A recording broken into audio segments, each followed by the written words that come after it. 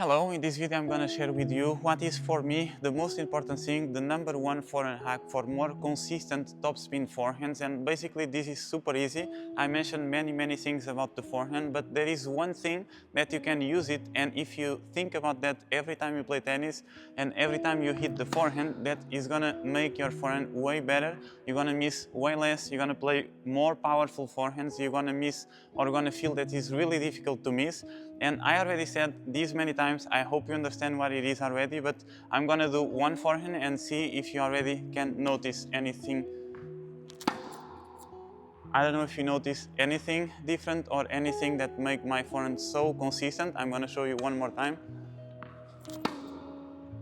And you listen even the topspin, and basically is to have the head of the racket below below the level of the ball. So basically if the ball is here, the head of the racket is here. If the ball is here, the head of the racket is here. And you can go out of this video right now, but I'm gonna, because you already have the answer, but I'm gonna explain a little bit more, or what can you improve here, or what can you consider when you are thinking about that and when you are playing tennis. So basically it's not just about having the racket here, is how you have the racket there, because of course you can just open and put the racket here, and here you are forcing your shoulder, and this is not efficient. So your goal is to open slow and without stopping. So basically you cannot stop the racket here, you need to go all the way slow while the ball is coming, slow, and then here when you feel the racket here, only in that moment you accelerate. And as a beginner I recommend to isolate this. So basically you can just start with the racket here and you're gonna play, okay? And from here you already feel this exercise, or if you have a chair, or even if you have, I'm gonna show you now. So basically, as I was saying, you have a chair, or you can have the bottle of water, for example, and you can have the racket here on the top of the water, and from here you play. You can have on the floor, and from here you play. You can also have, for example, one ball here, okay, and here you drop the ball and you play, or you can stay, for example, here sitting down, for example, in closed stance. You can stay in closed stance, same position, you have the racket here, and then from here you play and you stay, or you play and you go up. The idea is when you do this exercise to don't open the head of the racket. It's natural that sometimes you're gonna open, but the idea is to play and close the head of the racket. Imagine you have one ball here, one ball there, and then you finish. So basically you do this, and if you do these exercises, if you think about having the head of the racket below the level of the ball, it's gonna be way easier to play tennis, you're gonna miss way less.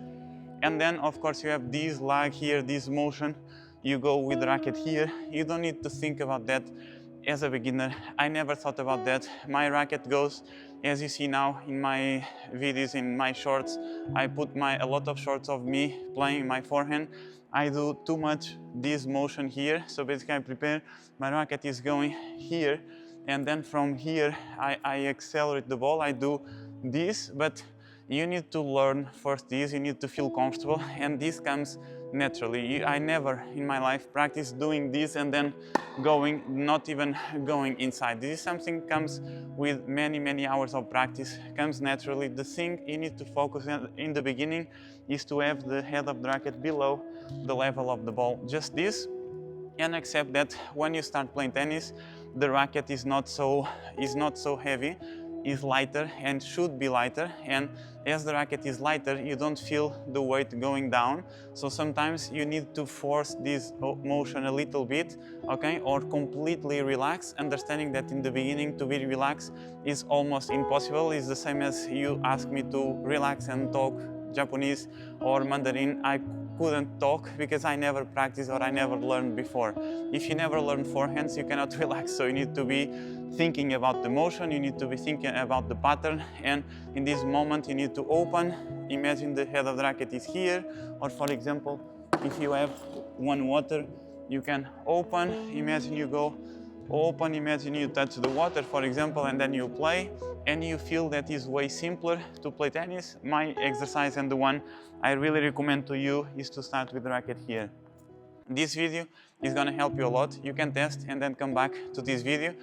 say here your feedback, what do you feel, and for sure your comment, your feedback, it will be really helpful for more players that are watching this video and want to have a really powerful forehand as well. You have a free PDF with my forehand grip and the mistakes you're gonna do at the beginning of your journey. This is part of our playlist that I'm sharing with you with 7 videos to master your forehand in 2026. I already did 3, I posted, so you can watch and save and share with your friends to learn together. And also want to say that my forehand mastery course is already in more than 20 countries. I wanted to say this. Lots of people are already inside learning with a step-by-step, with drills for every part of the journey. When you start learning your forehand, either you are a beginner or either you are playing and you cannot figure out what you are missing in your forehand, you can just follow that program. It's a step-by-step, is already inside of our community with progression, so you can finish one lesson and see, okay, I did already 25% of the course, so next time you come back you already know where you finish and you can just continue. You can write me a feedback there or here, and I hope this helps, and I'll see you in the next video. Thank you.